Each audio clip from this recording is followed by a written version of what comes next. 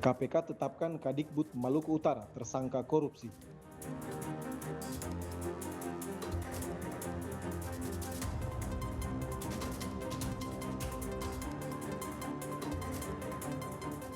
Kejati Maluku Utara periksa ex Wakil Gubernur Maluku Utara.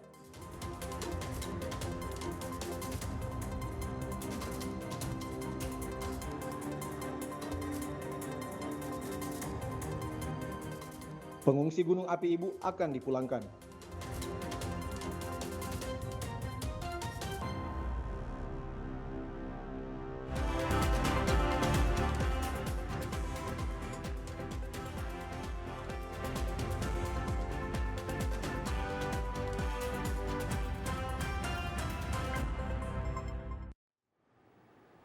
Selamat malam pemirsa, program Maluku Utara hari ini kembali hadir menyapa Anda edisi Jumat 5 Juli 2024 bersama saya Megumi Nayawan. Beragam informasi telah kami himpun dalam redaksi kami dan inilah informasi selengkapnya dalam Maluku Utara hari ini.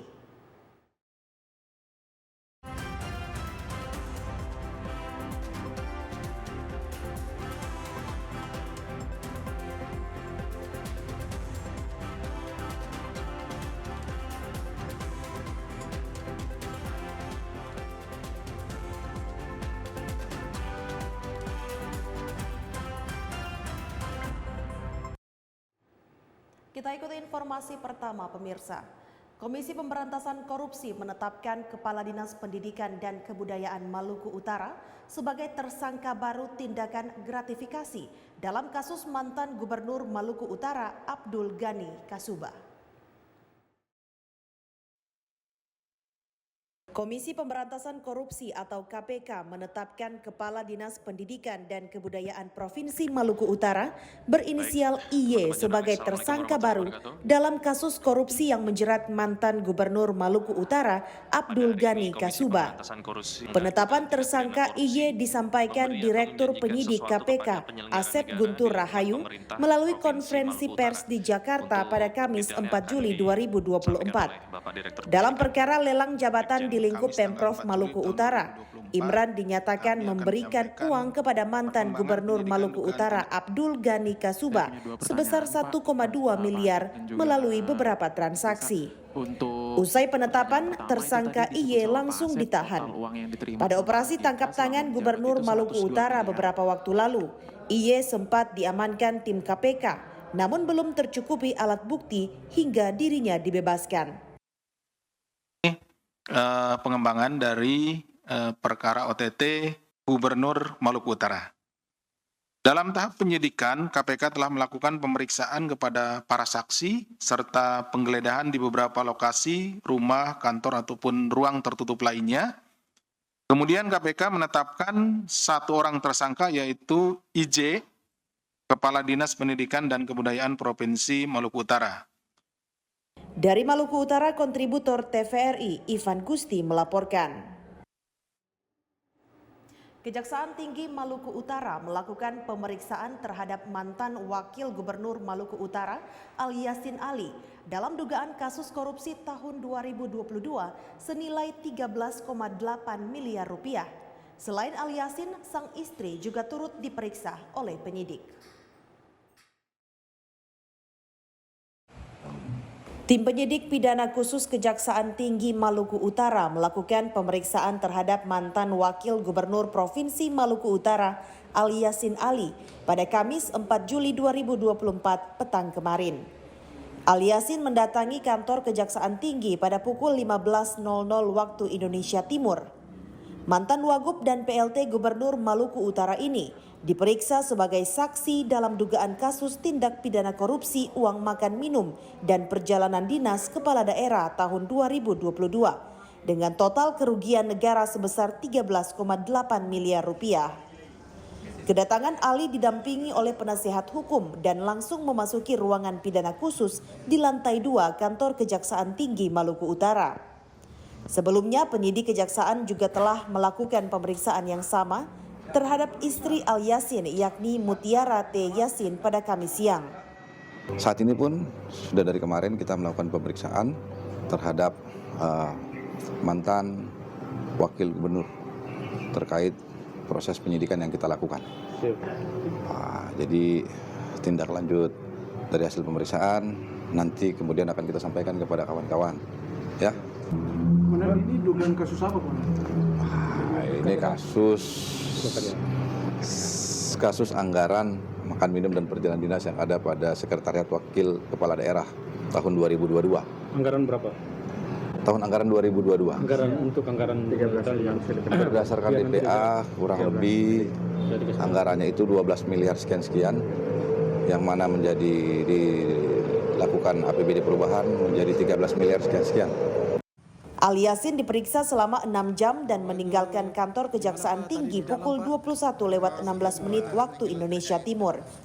Sejauh ini Kejaksaan sudah memeriksa sebanyak 20 saksi terkait kasus tersebut. Sementara penetapan tersangka akan diumumkan pihak Kejati setelah menunggu hasil penghitungan kerugian negara dari Badan Pemeriksa Keuangan Pusat. Dari Ternate, kontributor TVRI Ivan Gusti melaporkan. Kita beralih ke informasi lain, pemirsa. Gunung api Ibu di Kabupaten Halmahera Barat, Maluku Utara kembali erupsi Kamis pukul 22:51 waktu Indonesia Timur.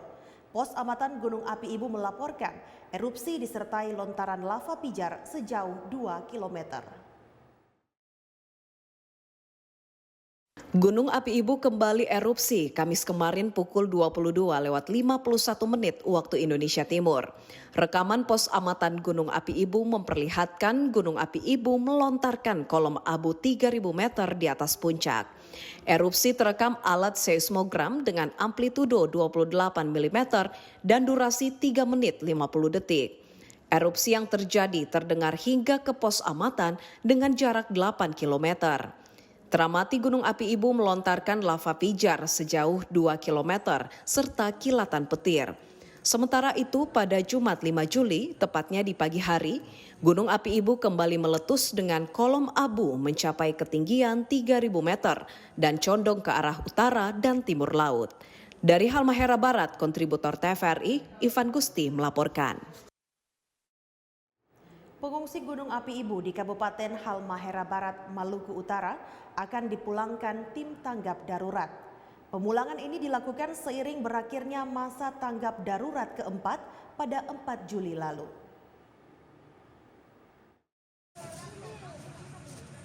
Pengungsi erupsi Gunung api Ibu di Kabupaten Halmahera Barat, Maluku Utara dalam beberapa hari ke depan akan dipulangkan aparat TNI Polri dan BPBD ke desa asal mereka. Pemulangan para pengungsi ini dilakukan seiring berakhirnya masa tanggap darurat keempat yang tidak lagi diperpanjang pemerintah daerah Kabupaten Halmahera Barat. Berdasarkan evaluasi masa tanggap darurat keempat yang digelar siang kemarin, pemerintah daerah Kabupaten Halmahera Barat Provinsi Maluku Utara bersama Ketua Komando Posko Gunung Api Ibu merekomendasikan peralihan ke status transisi darurat pemulihan. Pada status transisi pemulihan, pengungsi Gunung Ibu akan diberikan sosialisasi terlebih dahulu sebelum mereka dikembalikan ke desa-desa mereka. Rapat ini kita merekomendasikan untuk peralihan status dari status tanggap darurat menjadi status transisi darurat ke pemulihan, Pak, untuk semuanya. Untuk langkah-langkah yang dilakukan setelah rapat ini? Jadi pada dasarnya untuk langkah-langkah yang kita lakukan, yang pertama pasti kita akan sosialisasikan ke pengungsi, karena kita akan secara bertahap melaksanakan pemulangan pengungsi ke desa masing-masing. Tentunya kelanjutannya kita akan terus berkoordinasi dengan BVMBG terkait perkembangan aktivitas erupsi Gunung Ibu. Apabila erupsi ini meningkat ataupun membahayakan, tentunya akan kita ambil langkah-langkah strategis untuk mengamankan masyarakat sekalian. Untuk sosialisasi dilaksanakan kapan? Besok, rencana besok kita langsung laksanakan sosialisasi besok. Kemudian setelah kita laksanakan sosialisasi, kita laksanakan pemulangan pengungsi secara bertahap.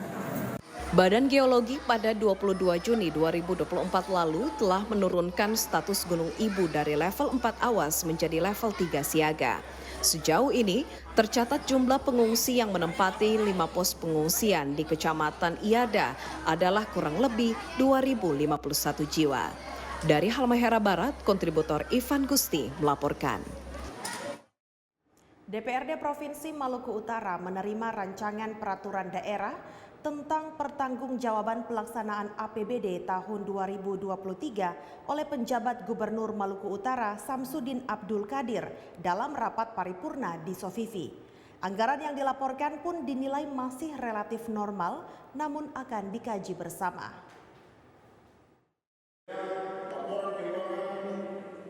Rancangan Peraturan Daerah tentang Pertanggungjawaban Pelaksanaan APBD tahun anggaran 2023 telah dilaporkan penjabat Gubernur Maluku Utara Syamsuddin Abdul Qadir dalam rapat paripurna yang digelar di kantor DPRD Maluku Utara. Adapun pendapatan tahun anggaran 2023 dilaporkan terrealisasi sebesar 3.238.212.391.116 rupiah. Ketua DPRD Maluku Utara Kuntu Daud pun menyampaikan anggaran yang dilaporkan dinilai masih relatif normal, namun masih akan dikaji kemudian. Setelah diterima, laporan ini pun akan dibahas bersama dengan dibentuk fraksi-fraksi untuk kemudian ditetapkan. Jalan baik, terus kita itu agenda tahunan, jadi per 6 bulannya nanti kita tunggu penyampaian dari Pemda ke DPRD biasanya gitu. Terus pembahasannya DPRD baru kita undang rapat bersama. Ya pada prinsipnya kita terima dulu, habis itu baru pembahasan bersama, kita bentuk dulu fraksi-fraksi. Setelah itu baru kita bahas bersama kira-kira kekurangannya di mana, kelebihannya di mana, baru kita tetapkan. Kan agenda-agenda rutin yang jelasnya diberikan ke DPRD, terus kita DPRD membentukkan fraksi-fraksi untuk mengusulkan. Secara umum untuk anggaran tadi yang dilaporkan bagaimana Pak? Itu normal-normal saja, tapi nanti kita lihat karena kemarin juga dengan musibah kita di Maluku Utara, sampai saat ini keadaannya belum normal. Ketua DPRD berharap pendapatan daerah dapat semakin ditingkatkan, antara lain dengan peningkatan kerjasama dengan instansi vertikal maupun investor di Maluku Utara. Tim Liputan TVRI Maluku Utara melaporkan. Upaya menjaring pemain sepak bola potensial di daerah, turnamen Somahode Cup kelima tahun 2024 telah dimulai. Lalu seperti apa pelaksanaan event ini? Selengkapnya kita simak laporan reporter Cetiza Lumingkewas dan juru kamera Muhammad Said Fadli berikut ini.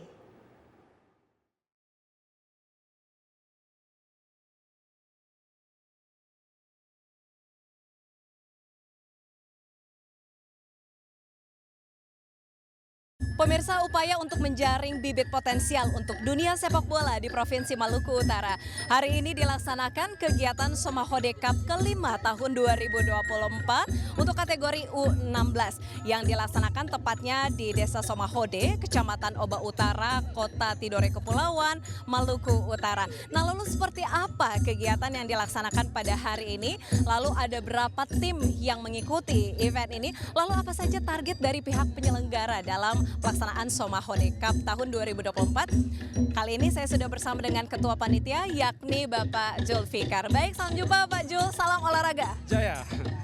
Ya baik, nah Pak, terkait dengan kegiatan atau event Somahode Cup tahun 2024, sebenarnya apa persiapan yang dilakukan dan seperti apa mekanisme kegiatan untuk event ini?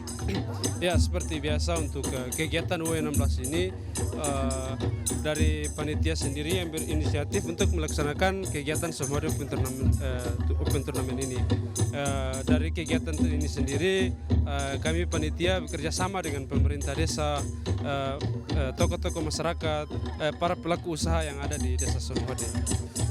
Baik, lalu ada berapa tim Pak yang mengikuti event Somahode Cup tahun 2024?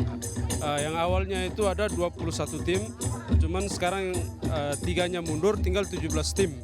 4-nya mundur, tinggal 17 tim yang berpartisipasi untuk Somahode Open Turnamen Cup kelima.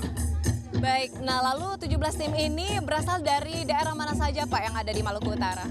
Dari 17 tim ini, 3-nya itu di Kota Ternate, 2-nya di Kota Tidore, sama 1-nya di Kabupaten Halmahera Utara, sisanya itu di Tidore Pulau di Kecamatan Oba Utara.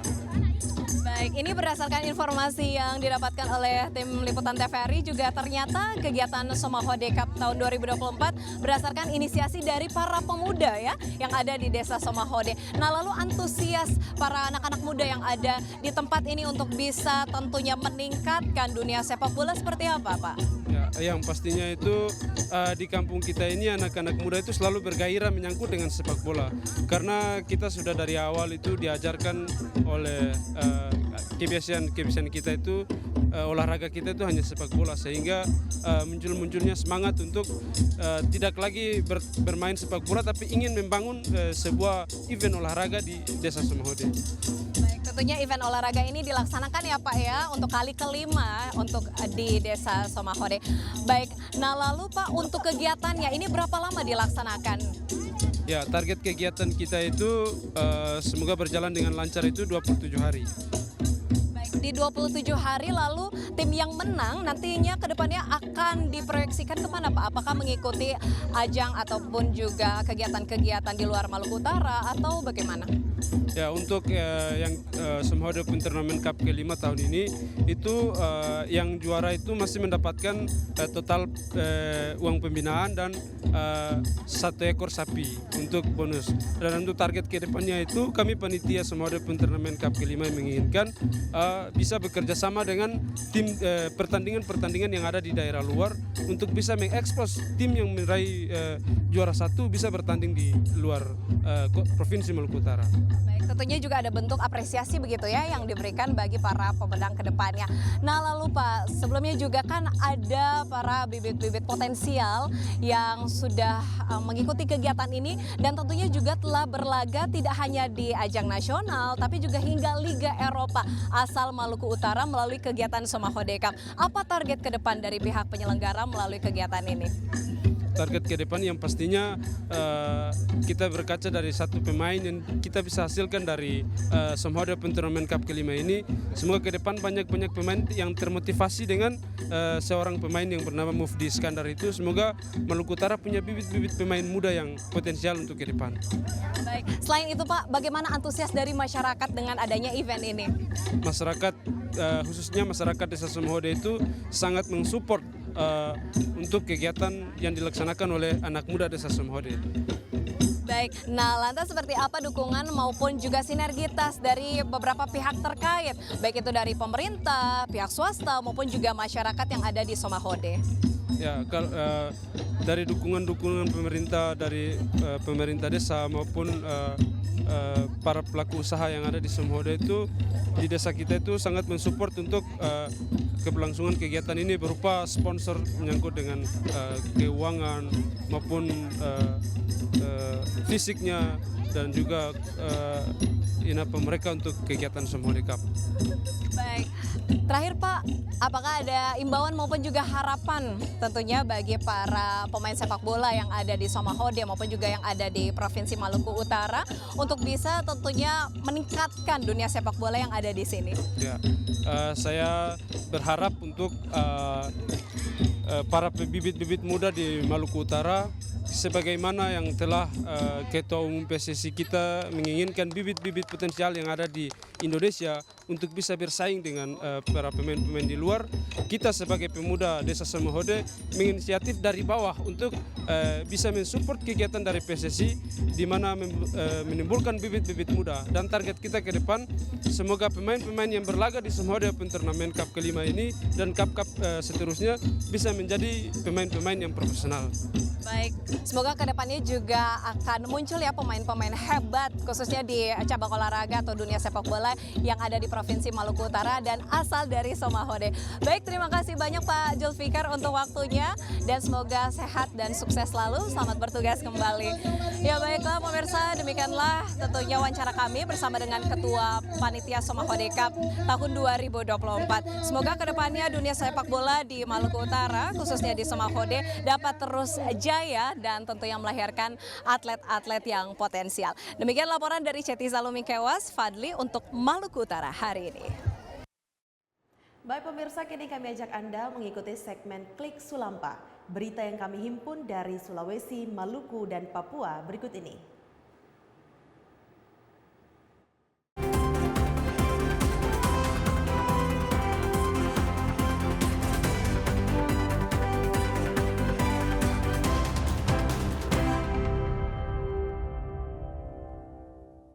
Kami awali informasi Klik Sulampa dari Sulawesi Selatan. Presiden Republik Indonesia Joko Widodo berkunjung ke Kabupaten Bone, Sulawesi Selatan. Kunjungan kali ini guna mengecek kondisi produksi padi di Desa Jaling, Kecamatan Awangpone. Selain itu, Presiden Joko Widodo juga memeriksa kondisi pompanisasi.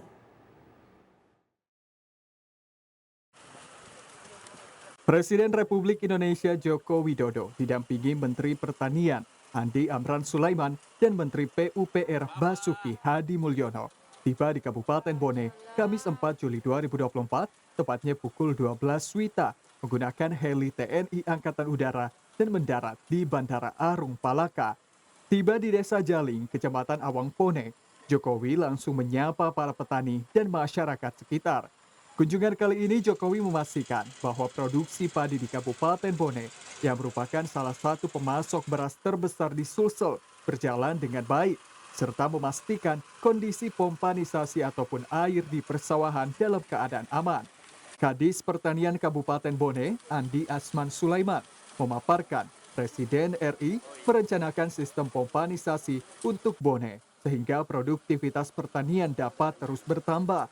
Dan lahan sawah yang dikunjungi oleh Presiden seluas 207.000 meter persegi. Namun secara keseluruhan, luas lahan yang ditanami padi sekitar 111.292 hektar. Hari ini kita telah menerima kunjungan kerja Bapak Presiden Republik Indonesia. Tentunya petani merasa bersenang dan bergembira dan doanya diterima. Sehingga beliau sampai ke Desa Jaling, Kecamatan Awangpone. Pada prinsipnya, saya selaku Kepala Dinas Pertanian, tentu harapan kami ada beberapa hal yang menjadi program prioritas dari Bapak Presiden, yaitu adanya kegiatan pompanisasi yang akan dicanangkan di Kabupaten Bone. Kita jaga bersama, petani semoga nantinya akan terus menyambut dan menjaga kegiatan program ini untuk bagaimana bisa meningkatkan produktivitas petani. Nah, untuk bagaimana dari program indeks pertanaman 1 menjadi 3 sampai 4 kalau bila perlu. Selain kunjungan ke sawah pertanian, Jokowi juga melakukan kunjungan ke Pasar Palaka Bone untuk mengecek harga bahan-bahan pokok dan lainnya. Selain Kabupaten Bone, Presiden juga akan melakukan kunjungan di Kabupaten Sinjai, Kabupaten Bulukumba, Kabupaten Bantaeng, dan Kabupaten Takalar. Dari Kabupaten Bone, Fajar Alwi, TVRI Sulsel melaporkan. Ratusan orang tua mendatangi kantor Dinas Pendidikan Kabupaten Manokwari. Mereka menanyakan pihak Dinas Pendidikan perihal alasan tidak diterimanya anak mereka yang sudah mendaftar online di beberapa SMA unggulan di Kota Manokwari, Papua Barat.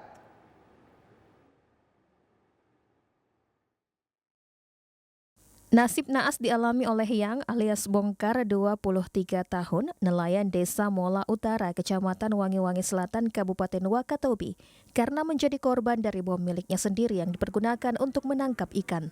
Kejadian itu terjadi pada 2 Juli 2024 sekitar pukul 14 waktu Indonesia Tengah.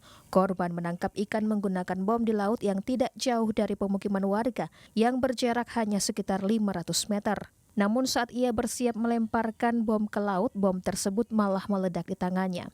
Kerasnya ledakan tersebut hingga membuat perahu korban melayang.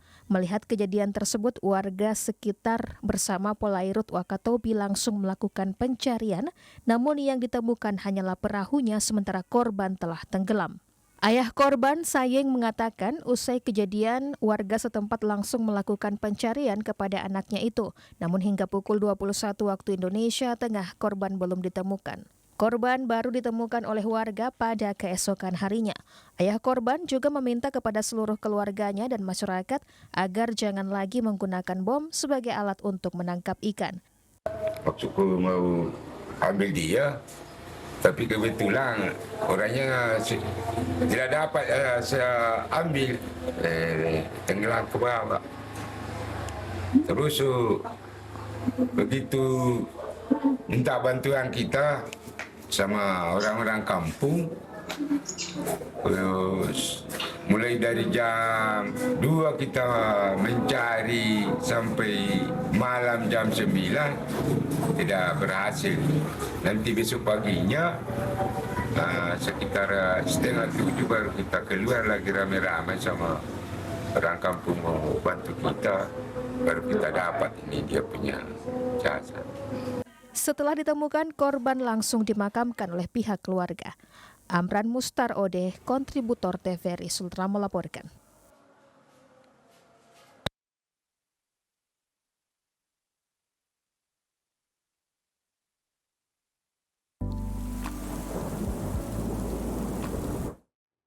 Pemirsa, kini kami ajak Anda melihat perakiraan cuaca Maluku Utara edisi besok 6 Juli 2024 berdasarkan data Badan Meteorologi, Klimatologi, dan Geofisika Maluku Utara.